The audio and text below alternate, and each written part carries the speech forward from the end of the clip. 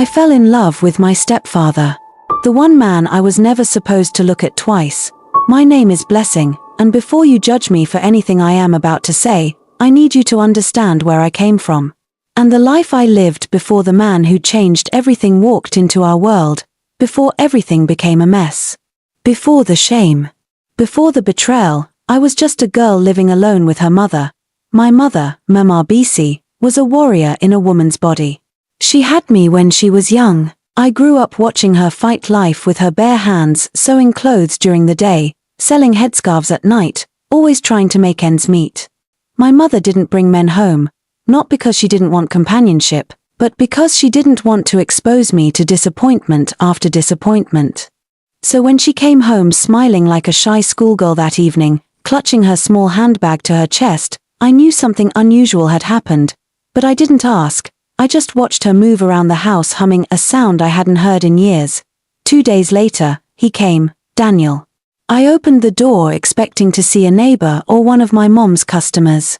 But instead, I saw a man standing there with a calm smile, holding a transparent nylon filled with fruits. He was tall, dark-skinned, well-groomed, with the kind of gentleness you don't see in many men. His voice was low, respectful, and steady. "Good evening. You must be Blessing," he said, no trapped hunger in his eyes. No fake charm, just sincerity. I invited him in, unsure of what role he would play in our lives. My mother came out of the kitchen, and the way she smiled at him, it shocked me. My mother rarely smiled like that, not the forced, polite kind she wore every day. This one was soft. Real. Warm. "Daniel, you came," she said, her voice carrying a tenderness I didn't know she had left. He greeted her with respect, genuine, almost old-fashioned respect, and sat on the chair in our living room like it was a throne. He didn't judge our small home. He didn't act uncomfortable. He didn't pretend. Everything about him was calm. They talked, they laughed, they shared stories about work, life, struggles, and for the first time in years, I saw my mother look alive. After he left, my mother sat on the edge of her bed, smiling into space. She tried to hide it, but it was impossible. "Blessing, he's just a friend," she said. But her voice betrayed her. Daniel became a regular presence after that. On Saturdays, he brought groceries. On weekdays, he checked on us. On Sundays, he sat with us at church. He didn't try to replace anything. He didn't force himself on me or my mother. He simply fit into our lives like he had been there all along. One evening, I walked into the living room and caught him helping my mother hem a wrapper. A man, sewing, laughing with her while they worked. It felt unreal. He noticed everything. "You look stressed from school, eat before you read." He treated us with a softness I wasn't used to, a kind of quiet care that didn't make noise but filled the room. Then one day, he did something no man ever did. He stopped by my school, not to embarrass me, not to pry. He simply said, "I was in the area and wanted to make sure you had eaten." That day, I saw him differently for the first time, not as my mother's friend, not as a man, but as the only person who ever noticed me without me having to speak. As months passed, his presence became a part of our routine. He helped fix the leaking ceiling. He bought a new fan when our old one died. He took us out to eat occasionally, nothing fancy, but it felt like luxury. My mother laughed more, her back straightened, she slept better. And when he finally asked her to marry him, it wasn't a dramatic scene. Just a simple vow in our living room: "I want to build a life with both of you. Let me be your home." My mother cried into his chest. I cried quietly in my room because a part of me felt relief. For once, it felt like life was giving my mother something good, something stable, something gentle. Daniel and my mother got married quietly at the registry. No big ceremony, no crowd. Just a simple agreement between two wounded adults who wanted peace. He moved into our small apartment a week after. And from that moment, everything changed, in ways I didn't expect, and in ways I didn't understand. Daniel didn't just join our home, he completed it. He woke up early to sweep the compound. He boiled water for my mother's bath. He made breakfast, sometimes yam and fried eggs or simple custard and akara. He prayed for us before leaving for work. He treated our home with a gentleness that made the walls feel different, warmer, and for the first time since my childhood, our house didn't feel lonely. My mother's laughter returned fully, her voice carried strength again, her shoulders relaxed when she walked, and I felt safe, almost too safe. Daniel became the kind of father figure I never had, but somehow, it was different. Something about the way he cared for me didn't feel paternal. He wasn't trying to be my dad, he was just there, present, steady, attentive. He asked about my day and actually listened. He noticed when something was wrong before I said a word. He encouraged me when I struggled with school, and he gave me advice with a calm wisdom that made me feel seen. My mother trusted him with everything, and slowly, I began trusting him too, more than I should have. The shift began quietly. One rainy afternoon, I came home soaked and shivering because I forgot my umbrella. My mother was at work, but Daniel was home early. He rushed to me immediately. "Blessing, you'll fall sick like this, go and change." He warmed water, he added ginger to her leftover pepper soup. He handed it to me with a soft towel and said, "You need to take care of yourself more." His voice, his concern, his eyes, I felt something unsettling in my chest. I brushed it off, told myself it was nothing. But it wasn't nothing. Another day, I was struggling to open a stubborn jar in the kitchen. Daniel walked in quietly, took it from me, opened it effortlessly, and handed it back with a small smile. "Next time, call me." That smile lingered in my mind longer than it should have. No man had ever done that for me. No man had ever stayed simply because I felt scared. Little moments like that began to pile up in my heart. Moments I should have ignored. Moments I should have forgotten.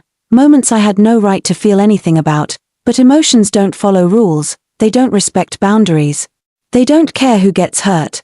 The day everything shifted completely was the day my mother got a new job at a supermarket chain. It paid well, but the schedule was crazy.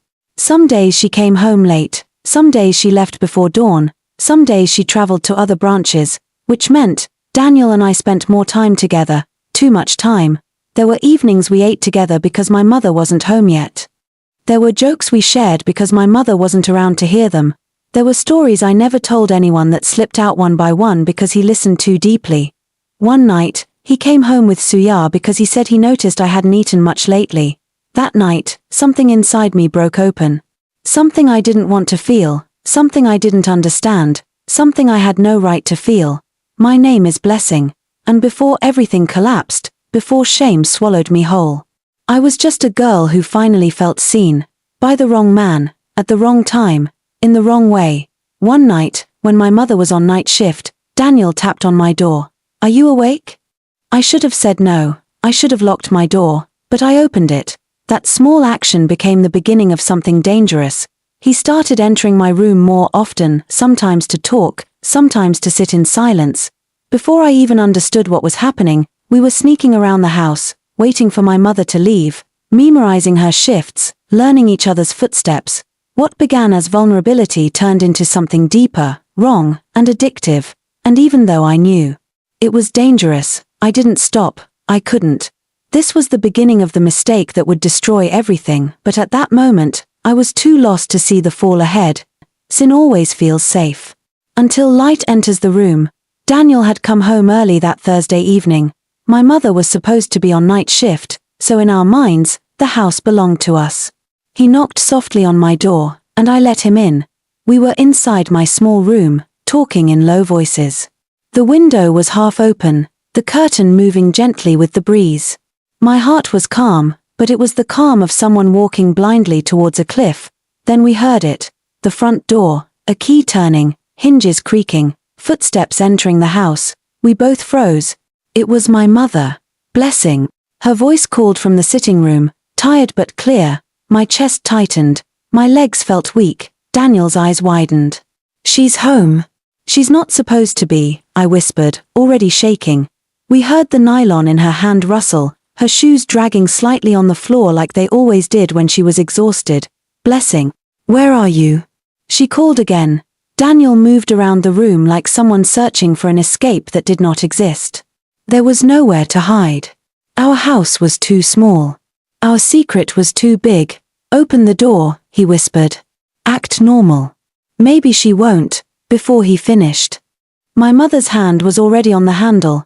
The door flew open. She stopped. Her eyes moved from my face to Daniel's. To his shirt. To my scattered bedsheet. To the distance between us that was too close for any explanation. Everything about her face broke at once. Jesus. She whispered. Daniel. In my daughter's room. Her voice rose from disbelief to anger in one breath. What are you doing here? I opened my mouth, but no words came.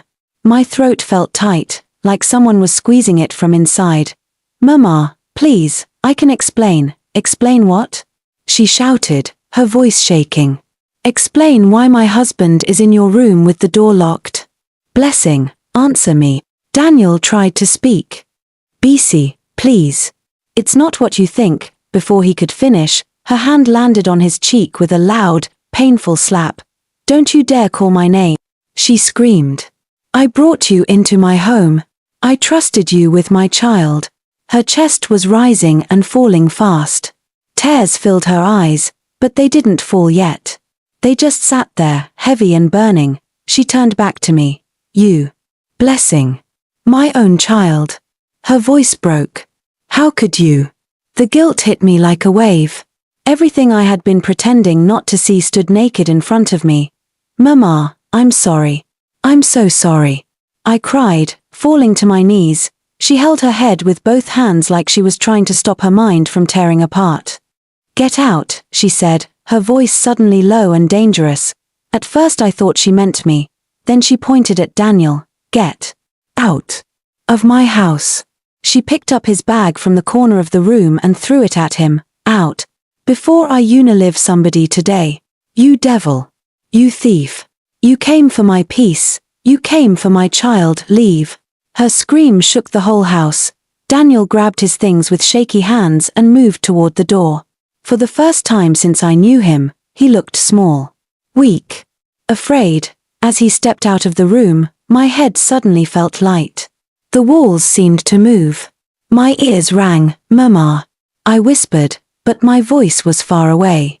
The last thing I saw was my mother's face turning toward me in confusion as the floor rushed up to meet me. Then everything went black. When I opened my eyes, I was in a hospital bed. The air smelled of antiseptic. The ceiling fan hummed slowly above me. My mother sat at the edge of the bed, her eyes red and swollen from crying. She wasn't shouting anymore. She just looked. Empty, Mama. I whispered. She didn't answer. She just stared at me like she was looking at a stranger. The doctor walked in with a file in his hand. Madam, he said gently to my mother, your daughter fainted from stress and shock. But she's stable now. My mother nodded weakly. Thank you, doctor. He turned to me. Blessing, how old are you? 19, I replied, my voice small. He sighed. I need to tell you both something important, he said. My mother's hand tightened around her wrapper. The doctor looked from her face to mine and then spoke slowly. Your daughter is pregnant. About 2 months gone. The world went silent. I felt my heart stop. My mother covered her mouth with her hand and let out a deep, broken cry. The kind of cry that comes from somewhere the body cannot reach. Pregnant? She repeated, as if the word itself was an insult. Doctor, are you sure? Yes, he said gently. We have confirmed it. She turned to look at me. Her eyes were filled with pain, anger, and something worse, disappointment. The room suddenly felt too small. My mother already knew. She didn't need to ask. She stood up slowly, wiped her face, and said to the doctor, thank you. We've heard you. We went home in silence. No one spoke in the taxi. No one spoke as we entered the compound. No one spoke as we climbed the stairs. Inside the house, her grief finally turned to fire. She pulled my box from under the bed, dragged my clothes out, threw them on the floor, then stopped and sat down, shaking. I gave my life to you, she said quietly, tears running down her face. I suffered for you. I denied myself everything so you won't make my own mistakes. And you chose the one man who was supposed to protect us. I knelt beside her, crying, Mama, I'm sorry. I don't know how it happened. I was confused. I felt lonely. You felt lonely so you went to your mother's husband. She snapped. You felt confused so you opened your body to the man eating my food. Her words cut like a knife, but they were true. We heard a knock at the door. It was Daniel. He stood outside, looking remorseful and shaken, his bag by his side. Bisi, Please, he said. Let me talk. Let me explain. I know I've done wrong, but please. Let me make it right. We can keep this a secret. I will take responsibility. Don't throw me away. My mother stepped outside and closed the door behind her. I could hear her voice, low at first, then rising. You think this is about taking responsibility? You broke my home. You used my trust. You are a curse, Daniel. A curse I brought into my own house. Leave before I gather people to disgrace you. But she's carrying my child, he said. That sentence opened another wound inside me. I didn't hear all the words that followed. I just heard my mother again, leave. After some minutes, the compound became quiet. She came back inside, breathing hard, her eyes swollen. I have sent him away, she said. He will never cross this door again. Something inside me snapped. You did what? I asked, my voice shaking. Mama, you sent him away? Just like that. He's the father of my child. She looked at me like I had slapped her. Is that what you're worried about? She asked quietly. Not my shame. Not my tears. Not the fact that you destroyed everything I hoped for. Tears rolled down my face. I love him, I said, the words spilling out before I could stop them. I can't lose him, Mama. I'm carrying his baby. I want to be with him. Her hand flew to her chest. You. What? I'll go with him, I whispered. If you don't want him here, I'll go. For a moment, she was completely still. Then the tears she had been holding back finally broke. Blessing, don't do this. Don't choose him over me. I am your mother. I am the one who stayed. I am the one who suffered. I know, I cried, but I can't raise this child alone. I can't face this house, these neighbors, this shame. You would rather follow a man who slept with you behind your mother's back? She asked, her voice breaking. You would rather walk into suffering with your eyes open? I was shaking. My heart was beating too fast. But confusion is loud. Shame is heavy. Fear is stronger than logic. I'm sorry, I whispered. I have to go. I packed a few clothes into a nylon bag with trembling hands. My mother watched me, her face wet, her body weak. At the door, she said in a broken voice, one day, you will remember this moment. And you will understand that I was not your enemy. I wanted to run back into her arms. I wanted to drop my bag and stay. But foolishness wears the mask of courage when you are young. I stepped out. I walked toward the gate. I went to meet Daniel. And that was the day I chose love over wisdom, a man over my mother, and walked willingly into my own heartbreak. I followed Daniel that night like a child chasing a dream that was already burning. He held my hand as we walked away from the compound, but his hand didn't feel steady. He didn't look like someone starting a new life. He looked like someone running from blame. We went to a small room he rented behind a mechanic workshop.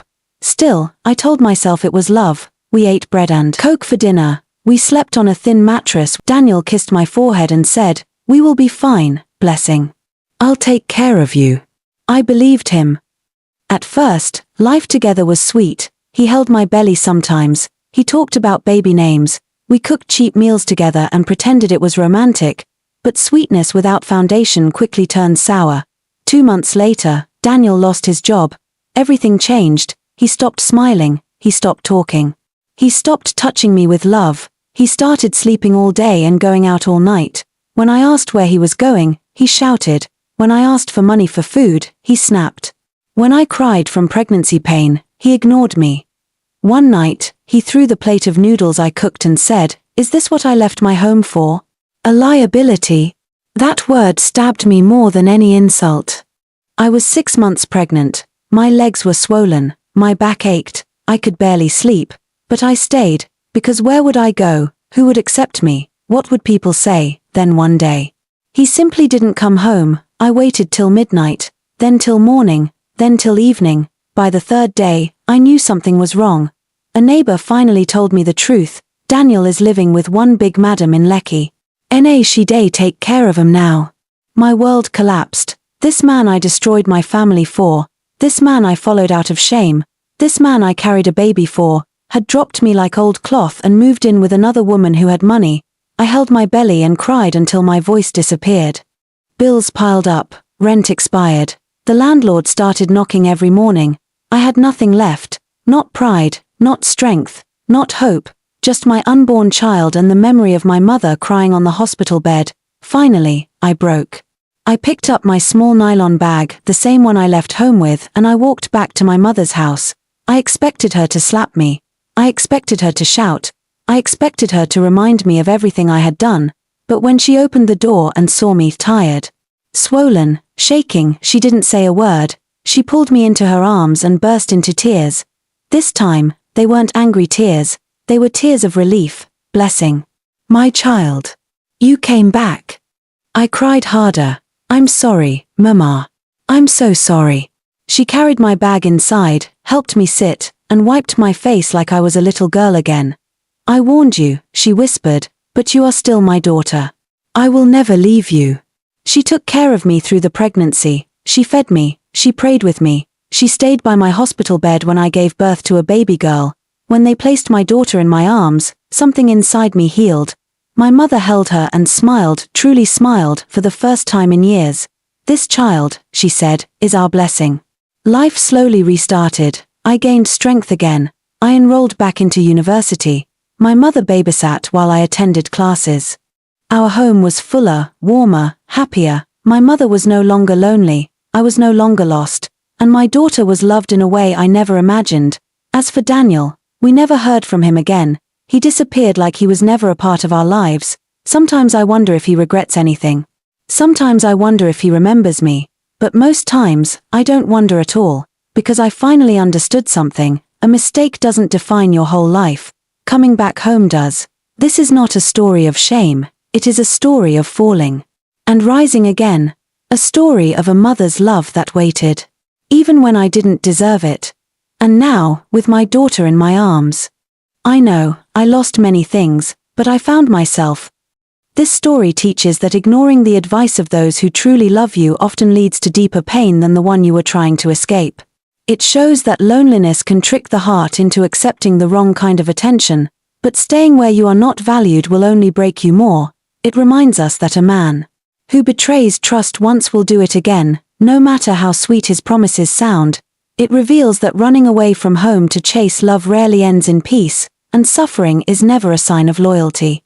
It highlights the strength of a mother's love, a love that hurts, forgives, waits, and still opens the door when you return. It teaches that mistakes don't end your life, they simply prepare you for better decisions.